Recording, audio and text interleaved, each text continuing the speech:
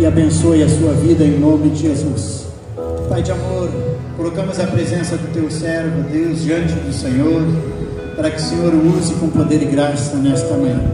Que ele possa, Senhor, ouvir aquilo que o Senhor já preparou no seu coração, que ele ouviu da tua parte, transmitir com graça, ousadia e intrepidez.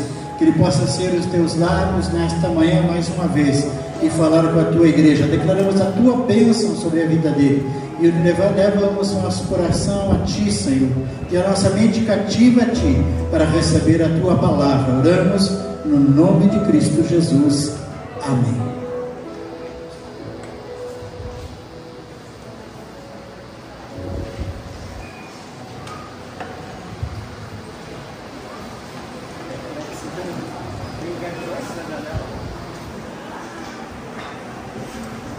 Bom dia, meus irmãos. A paz do Senhor. É uma alegria estar com vocês nesses dias. Para mim é uma honra poder estar com vocês nesses dias que o Senhor preparou, esses dias especiais da parte do Senhor para ministrar nossa vida. E eu confesso a vocês como eu tenho sido edificado desde que cheguei aqui. O Senhor tem falado ao meu coração de uma maneira muito especial, de uma maneira poderosa. E o desejo do meu coração é que o Senhor continue falando, que o Senhor continue comunicando as suas verdades ao nosso coração, para que o nome dele seja glorificado, para que o nome dele seja exaltado. Eu creio que o Senhor tem uma palavra para o nosso coração nesta manhã. Por isso eu gostaria de desafiar você a prestar muita atenção naquilo que o Senhor, através da sua palavra, ministra o seu coração. Amém? Eu queria convidá-los a abrirem a palavra do Senhor em Abacuque, no capítulo 3. Quando eu penso nesse tema, aviva-nos, não tem como nós não nos lembrar da oração do profeta Abacuque. E a partir do verso 1 ao verso 2, a palavra do Senhor nos diz assim. Todos encontramos? Amém? Amém, meus irmãos? Ainda não, né? Abacuque, capítulo 3, a partir do verso 1. Você pode acompanhar ali no telão. A palavra do Senhor diz assim: oração do profeta Abacuque sob a forma de canto. Senhor, tenho ouvido a tua fama e me sinto alarmado. Aviva a tua obra, ó Senhor, no decorrer dos anos, e no decurso dos anos faze-a conhecida. E na tua ira, lembra-te da misericórdia. Amém. Louvado seja o nome do Senhor pela sua palavra. Meus irmãos, o profeta Abacuque, ele faz uma oração diante de um cenário caótico, um cenário marcado pela idolatria, um cenário marcado por uma desobediência, uma decadência moral e religiosa. E diante desse cenário, o profeta ele busca o Senhor em oração. Abacuque ele tem a coragem de abrir o coração para Deus e fazer algumas perguntas que chegam a nos constranger. Ele questiona a situação moral e espiritual do seu povo. E é interessante notar, quando nós olhamos a palavra do Senhor, nós podemos perceber que num primeiro momento, o Senhor ele fica em silêncio, ele não traz uma resposta num primeiro momento. O verso 2 do capítulo 1 diz: até quando, Senhor, clamarei pedindo ajuda, e tu não me ouvirás? Até quando gritarei violência, e tu não salvarás? Nós podemos perceber aqui que o profeta ele tem um drama pessoal. Isso porque o profeta ele está inquieto, ele está angustiado, porque há um silêncio da parte do Senhor, mesmo diante de um clamor, mesmo diante da oração. Deus está em silêncio, Deus não responde. E se existe alguma coisa que traz inquietação, que traz insegurança, é quando Deus está em silêncio, quando Deus não fala, apesar de nós estarmos orando. Quem aqui já não teve essa experiência, que apesar de você estar orando, apesar de você estar clamando, você não obtém nenhuma resposta da parte do Senhor. O profeta estava aflito pelo silêncio de Deus, e agora ele fica mais angustiado com a resposta de Deus à sua oração, porque chega um determinado momento que Deus rompe com o silêncio. Deus, ele resolve responder à oração do profeta. E o drama do profeta não era uma realidade da disciplina de Deus ajudar, mas o método que Deus usaria para essa disciplina. E o verso 6 do capítulo 1, a palavra do Senhor diz que Deus traz os caldeus, uma nação cruel, uma nação impiedosa, que marcham pela largura da terra para apoderar-se de moradas que não são suas. Eles são pavorosos, terríveis, e fazem as suas próprias leis e impõem a sua dignidade. Então Deus está em silêncio no primeiro momento, e quando Deus ele responde, o profeta fica mais aflito. O profeta ele fica tremendamente aflito, porque Deus ele usaria uma nação pagã que se levantaria no cenário para se tornar instrumento de Deus para punir, para disciplinar o seu povo. Então Abacuque ele profetiza num tempo em que a sua nação, o reino de Judá, estava à beira do colapso. Por quê? Porque eles retardaram o seu arrependimento.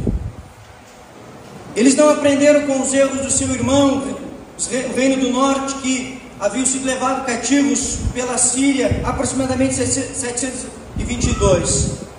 Então Abacuque, diante desse cenário caótico, deprimente, diante deste momento de aflição, ele termina a sua profecia com louvor, pedindo também em oração pelo avivamento da parte do Senhor. E ele vai dizer: aviva a tua obra, ó Senhor, no decorrer dos anos e no decurso dos anos, faze-a conhecida. Amém, queridos? Eu creio que essa também deve ser a nossa oração. Talvez você pergunte: mas por que, pastor, que nós devemos orar como Abacuque orou? Porque o cenário nosso, da nossa sociedade, não é diferente. A violência, a indiferença, a impiedade está tomando conta. Nós estamos vendo diante dos meios de comunicação coisas terríveis, coisas que a gente fica assim apavorado. E nós precisamos, como igreja, pedir a Deus um avivamento legítimo e verdadeiro da parte do Senhor, para que haja uma transformação na nossa sociedade. Porque o que vai gerar uma transformação não são os governos, é a presença do Senhor, é a ação do Senhor no meio do seu povo, agindo poderosamente através da sua igreja. E talvez você pergunte o porquê que nós precisamos pedir a Deus por um avivamento. Eu gostaria de trazer aqui algumas lições que o Senhor ministrou no meu coração a respeito disso. E a primeira verdade que eu quero destacar nesta manhã: por que nós precisamos orar por um avivamento? Em primeiro lugar, por causa do baixo nível espiritual da igreja. Irmãos, a igreja, via de regra, ela tem crescido para os lados, mas não em profundidade com Deus. Nós temos visto que ela tem se tornado cada vez mais superficial, cada vez mais rasa, cada vez mais imatura e, por que não dizer, mundana. Há um vácuo, há um hiato, há um abismo entre aquilo que os crentes estão professando com os lábios, com aquilo que estão praticando na sua vida, na vida diária. Nós precisamos entender isso. Nós precisamos nos conscientizar do nível baixo espiritual, e isso tem causado mais escândalos do que o impacto na sociedade onde nós estamos inseridos. Inclusive, nós podemos perceber que existem muitos canais do YouTube que estão promovendo, estão jogando no ventilador os escândalos que estão acontecendo no meio gospel, no meio da igreja, revelando o nível baixo espiritual da igreja do Senhor. E isso deve nos trazer uma preocupação. E eu acredito que o Senhor separou esses dias para que eu e você venhamos fazer uma reflexão sincera do nosso nível espiritual diante do Senhor. É algo que eu e você precisamos, não ficar apontando o dedo para os outros, apontando as falhas dos nossos irmãos, mas nós precisamos olhar para nós precisamos olhar para o nosso coração e perceber o quanto nós estamos aquém daquilo que o Senhor chamou. Nós precisamos perceber o quanto está baixo o meu e o seu nível espiritual.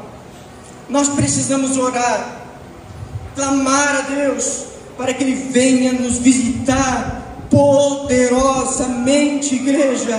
Nós necessitamos que o Espírito Santo de Deus sopre toda a religiosidade do nosso coração, para que de fato e de verdade venhamos viver um evangelho profundo de intimidade com Deus, que venha verdadeiramente trazer uma diferença, primeiro na nossa casa, no primeiro âmbito, onde nós somos lá missionários, na nossa casa, na nossa família.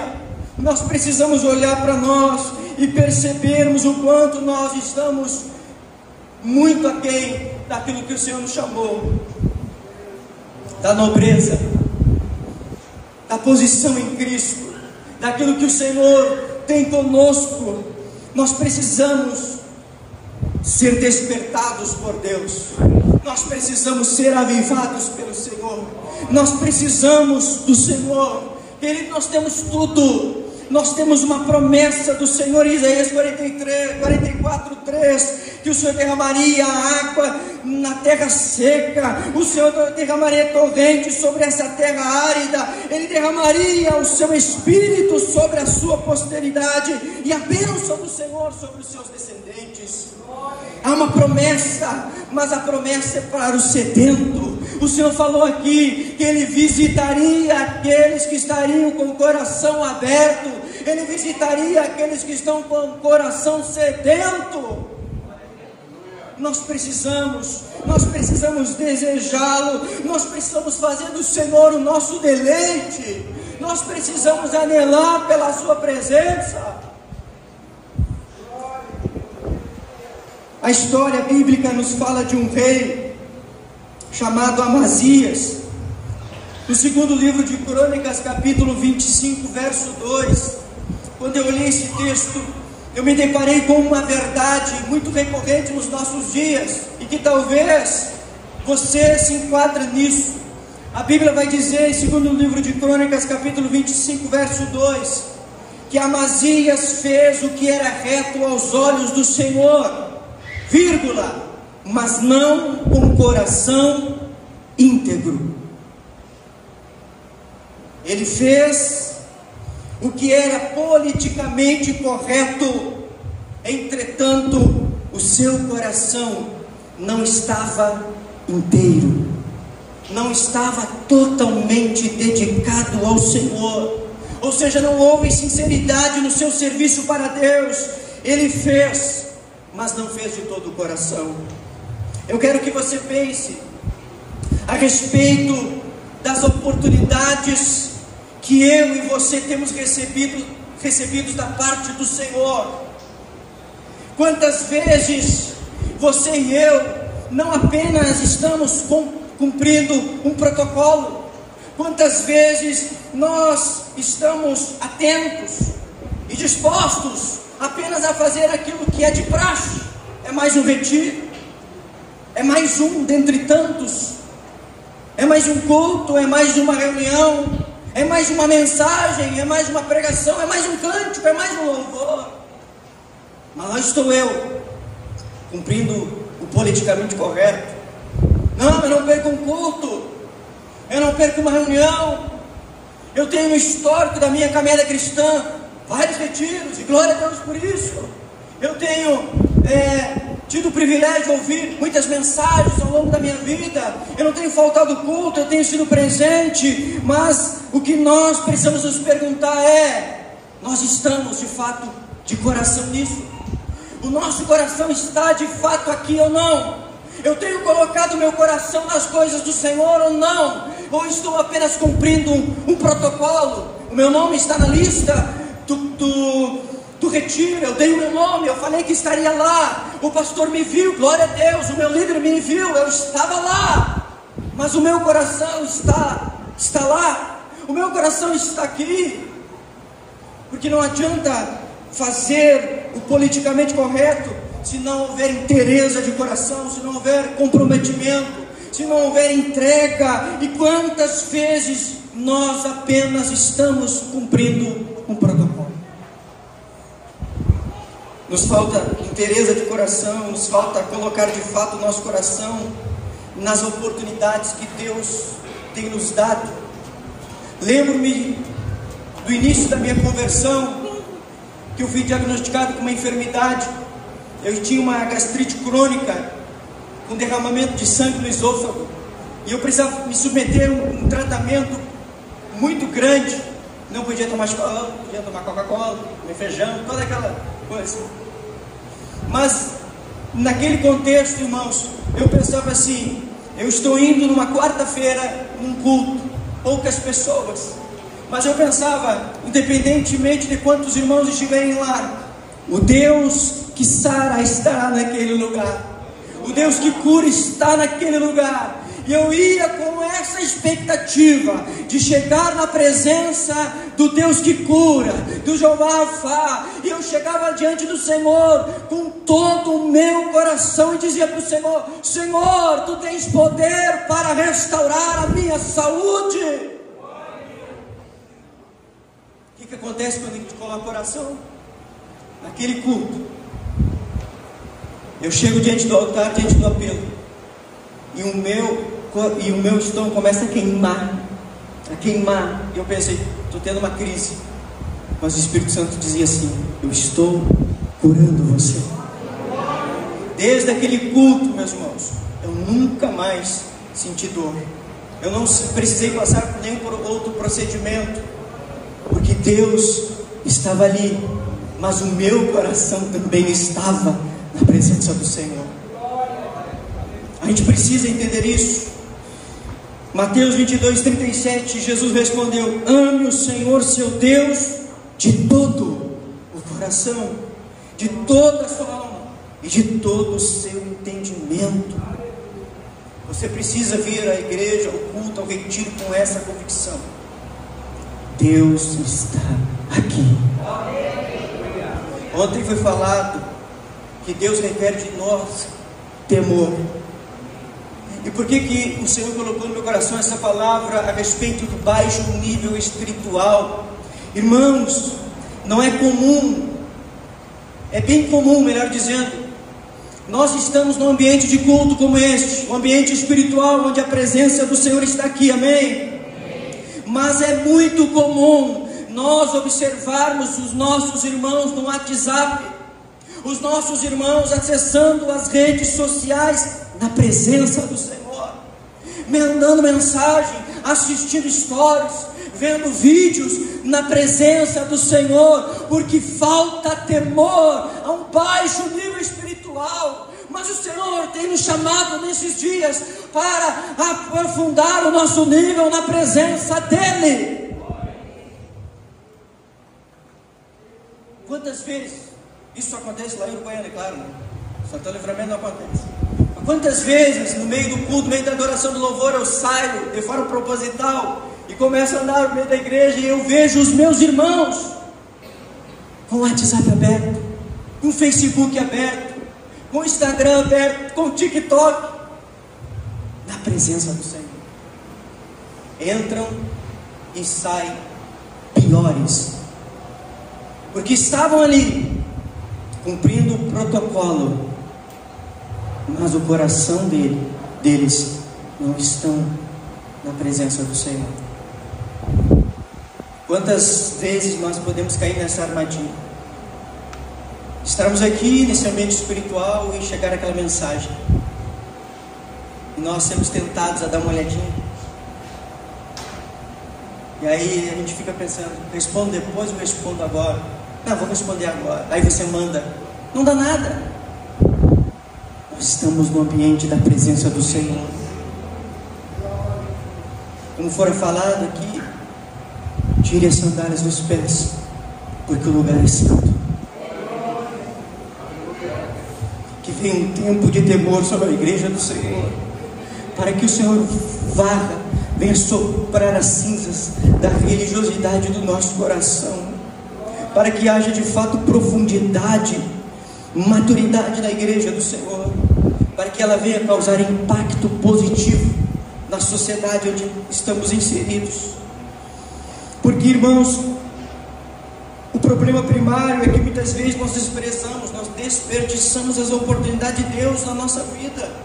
Talvez você diga: pastor, quantas vezes eu vim, quantas vezes eu participei, quantas vezes eu me dispus a trabalhar e nada aconteceu na minha vida, nada. E não foram um ano, 2, são anos que eu estou me dispondo, anos que eu estou vindo, anos que eu estou me colocando a minha vida, me colocando à disposição do serviço. Mas a pergunta que eu devo me fazer é: eu estou de coração? Eu tenho colocado o meu coração de fato? Nós precisamos verdadeiramente colocar o nosso coração no Senhor. Nós não podemos perder as oportunidades que o Senhor tem nos dado, a oportunidade de servi-lo, oportunidade de ter experiências especiais, transformadoras com o Senhor. Quando eu me converti, eu queria muito batismo do Espírito Santo, e o meu irmão se converteu 3 meses depois, pastor Daniel. E aí os jovens marcaram uma vigília no monte, e a gurizada se organizou: vamos lá buscar o Senhor, vamos buscar o batismo do Espírito Santo. Aí naquela noite meu irmão disse: mano, vamos lá, vai ter vigília, nós recém-convertidos. Eu falei: não, é muito tarde, vou ficar em casa. E naquela noite ele chegou da madrugada: mano, eu fui batizado com o Espírito Santo. Mas me deu uma inveja, irmãos, misericórdia da minha vida. Eu queria tanto, mas não estava buscando de coração. E aí eu comecei: não, agora eu vou buscar. E eu colocava, todo culto eu colocava meu coração, e buscava, e nada acontecia.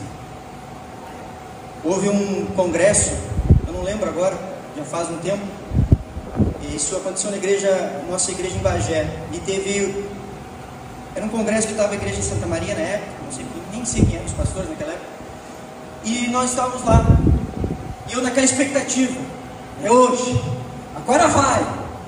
E eu buscando, e quando chegou um determinado momento, alguém fez um apelo: você que não é batizado com o Espírito Santo, vem aqui que você vai receber agora. E eu fui lá, entusiasmado: e agora? Cheguei lá, e o Senhor, eu estou aqui, me visita, me batiza. E nada aconteceu. Aí eu saí bravo dela, do altar. Saí, fui lá para o fundo, me sentei, indignado. Digo assim: esse negócio do batismo do Espírito Santo, ele não é real, ele não é verdadeiro, ele não acontece, Deus não me ama, e não sei o que, não sei o que mais. Eu nem sei quem é, pastor. Eu sei que chegou uma irmã abençoada, cheia do Espírito Santo, chegou lá para mim e falou assim, chegou no meu ouvido e falou assim: aquilo que tu vem pedindo e buscando não é no teu tempo, é no meu tempo, diz o Senhor, mas não aparta dos teus lábios a adoração. Ai, naquele momento eu senti que o Senhor ministrou profundamente no meu coração. Eu me levantei do banco e eu falei assim: Senhor, independentemente de ser hoje, agora ou não ser, eu vou adorar o teu nome. E naquele momento o Senhor me batizou com o Espírito Santo. Mas isso só aconteceu porque lá atrás eu já havia colocado no meu coração, eu queria muito, eu desejava muito isso.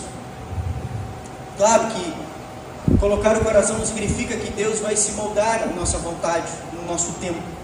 Mas uma coisa é verdadeira: Deus se manifesta quando estamos de todo o coração. Não tenha dúvidas disso. Amazias não soube aproveitar a oportunidade. Ele foi rei com 25 anos, um rei jovem, reinou 29 anos. E ele não fez o que era reto. Ele não colocou o coração. Num determinado momento, ao invés dele confiar no Senhor, o que ele fez? Ele contratou mercenários. Aí o profeta chega, repreende ele então dispensa os mercenários, ele ganha, porque agora ele confiou no Senhor, ele ganha a luta, a guerra, os mercenários voltam, tem uma retaliação, por conta de escolhas erradas, por conta de não ter colocado o coração verdadeiramente lá no início. E quantas consequências nós temos, de fato e de verdade, em nossas vidas, porque nós não estamos confiando em Deus, nós não estamos colocando o nosso coração no Senhor. Nós precisamos, irmãos, aproveitar as oportunidades que Deus tem nos dado. Nós precisamos conhecer o Senhor, nós precisamos conhecer o Deus que fez a promessa que derramaria o seu Espírito sobre a nossa vida. Nós precisamos conhecer esse Deus. Oséias 6:3 diz: conheçamos e prossigamos em conhecer o Senhor. Como o amanhecer, a sua vinda é certa. Ele descerá sobre nós como chuva fora de época, que rega a terra. Louvado seja o nome do Senhor. Eu acredito que, em primeiro lugar, a gente precisa orar por um avivamento, por causa do nível baixo espiritual que a igreja do Senhor tem vivido. E agora eu quero que você reflita sobre a sua vida, o seu nível espiritual, como está. A segunda lição que nós aprendemos no texto está ainda no versículo 2. Versículo 2 diz assim: Senhor, tenho ouvido a tua fama e me sinto alarmado.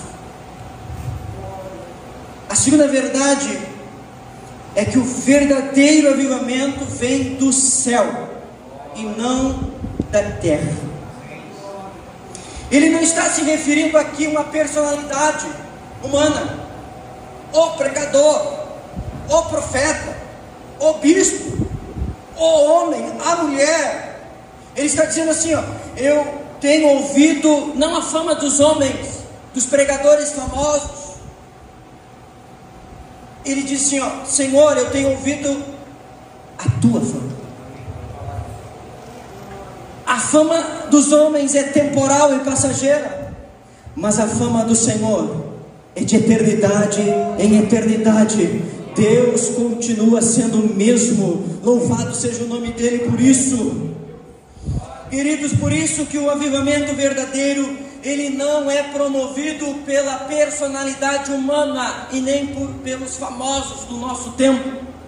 Porque a gente pensa assim, olha, vai ter um congresso, vai ter o Aviva Sul, olha, o pregador vai ser a personalidade tal, o famosão. A gente pensa assim, bom, agora vai vir um avivamento. Por quê?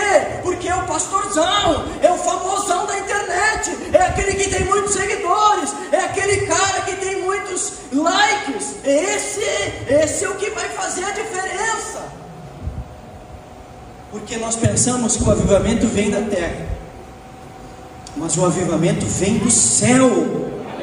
Não é algo que nós podemos agendar, não é algo que o homem pode produzir, é obra soberana, exclusiva do Espírito Santo de Deus.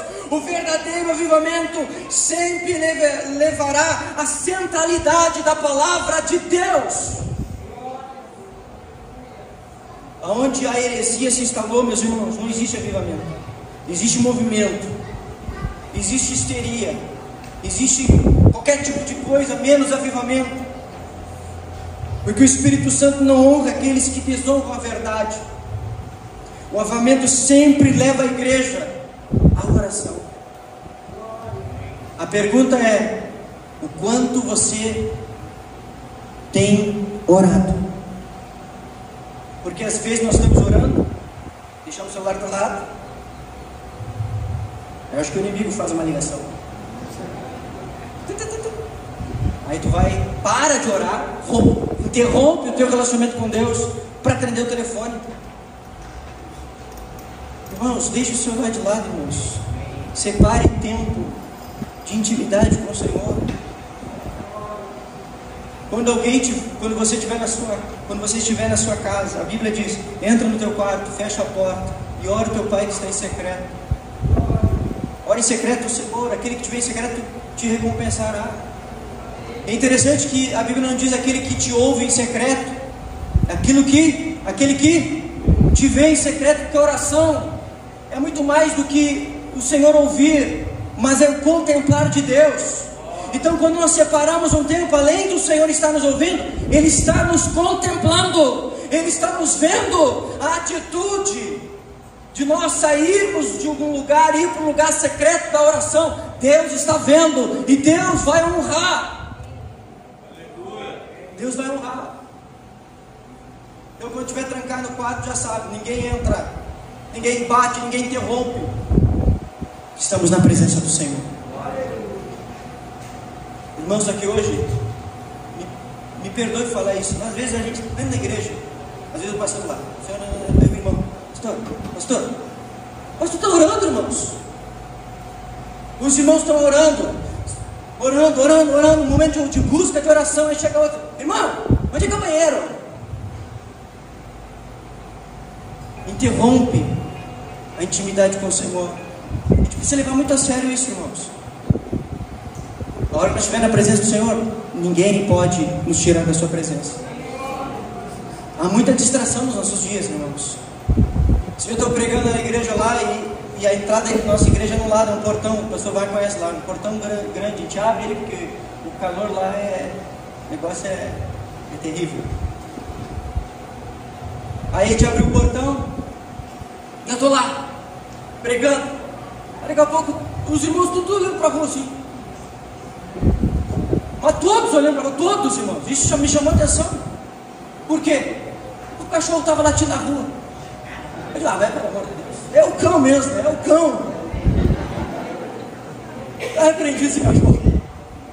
Digo: irmãos, olhe para cá, irmãos. Eu vou falar, irmãos. Vou falar. Ontem eu estava aqui, talvez ninguém me conhece, assim, né? Agora está me conhecendo. Agora você já vai tomar mais cuidado. Ontem o pastor vai aqui pregando. E eu estava aí, né? Eu estava aí no meio. Uma conversaiada, irmãos. Me deu vontade de ir lá para trás. Vamos, fala um pouco, irmão. Não estava no culto. Não, mas deixa, eu não vou falar nada. Eu olho para o lado, irmão.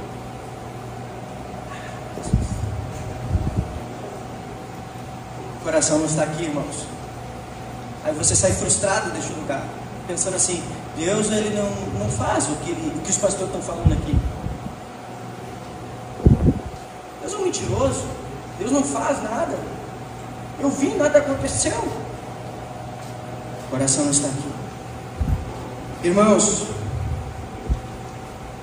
E Ele vai dizer: para que o Senhor avive a sua obra no decorrer dos anos. Ele não pensa apenas nele e na sua geração. A sua preocupação é com a manifestação da glória de Deus ao longo da história. O avivamento está focado em Deus e não no homem, irmãos. Então não despreze nenhum momento na presença do Senhor. O avivamento está focado na glória de Deus e não no reconhecimento dos homens. Não nos direitos dos homens, mas na salvação dos povos. Não na prosperidade dos homens, mas na salvação dos homens. O avivamento, ele deve ser o anseio da igreja em todos os tempos, em todos os lugares. As vitórias, irmãos, do passado não são suficientes para a igreja avançar hoje. Porque a gente olha para trás e pensa: como foi lindo, foi falado aqui. O avivamento aconteceu no passado, mas a gente não pode apenas ouvir aquilo que aconteceu. Nós precisamos experienciar esse avivamento em nossa geração. Nós não podemos apenas pensar: aconteceu no passado, tem que acontecer nos nossos dias. Deus, Ele continua sendo o mesmo.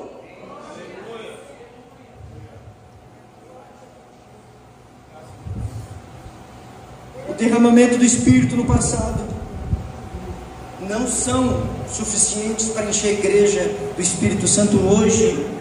nós precisamos orar pelo avivamento sempre. Sempre, irmãos. Devemos nos preparar para o avivamento sempre. Sempre haverá um avivamento, irmãos. Escute o que eu estou lhe falando. Sempre haverá um avivamento. O pastor Vai diz: naquele dia eu fui avivado.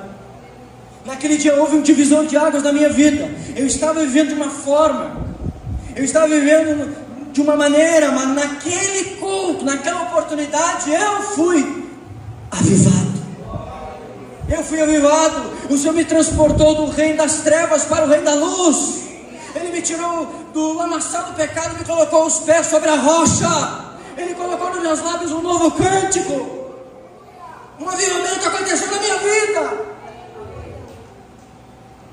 Pode não acontecer de forma coletiva, mas se acontecer de forma individual, pode acontecer de forma individual na sua vida hoje, nesses dias. Por isso nós precisamos desejar. A nossa oração deve ser a mesma de Abacuque: aviva a tua obra no decorrer dos anos. Então, sempre que você pensar em avivamento, em despertamento espiritual, pense: é obra soberana de Deus. Não importa quem seja o pregador, não importa quem é o pastor, não importa quem seja, não importa se estamos em muitos ou poucos, não importa estruturas, não importa nada. O que importa é saber, ter consciência de que o Rei dos Reis, Senhor dos Senhores, está neste lugar. Isso deve gerar temor no nosso coração,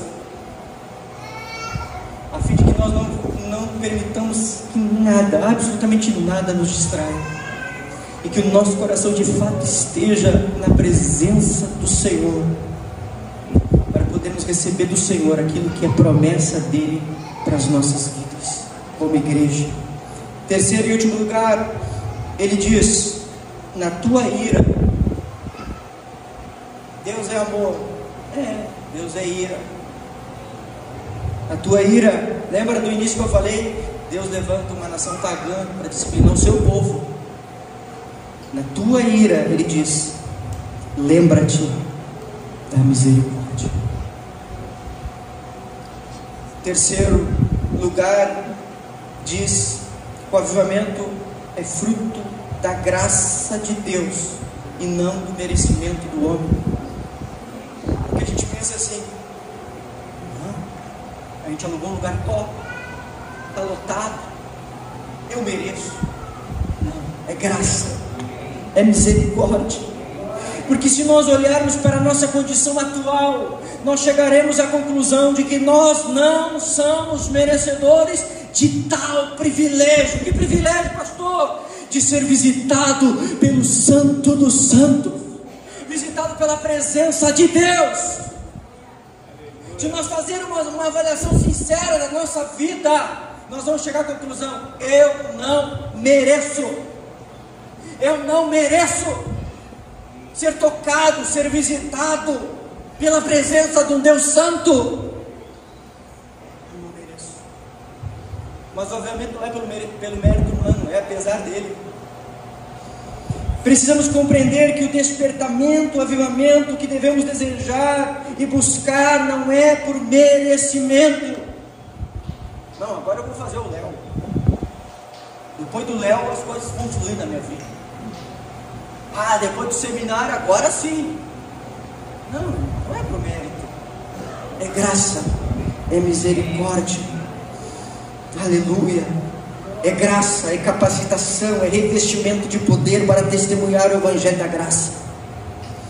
Quando vivemos o avivamento, quando o avivamento chega, a igreja, você e eu, nos tornamos ousados na pregação do Evangelho. Aonde nós estamos inseridos na sociedade, ali está um pregador. Ali está alguém que vai pregar a palavra do Senhor.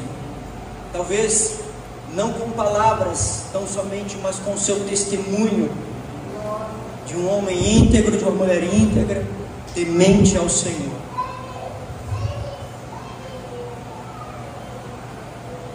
cada crente se torne um embaixador, um ministro da reconciliação. Que possamos, irmãos, para concluir, aproveitar as oportunidades e buscar esse avivamento pessoal. Eu queria desafiar vocês nessa manhã a não apenas buscar um avivamento coletivo, mas pessoal,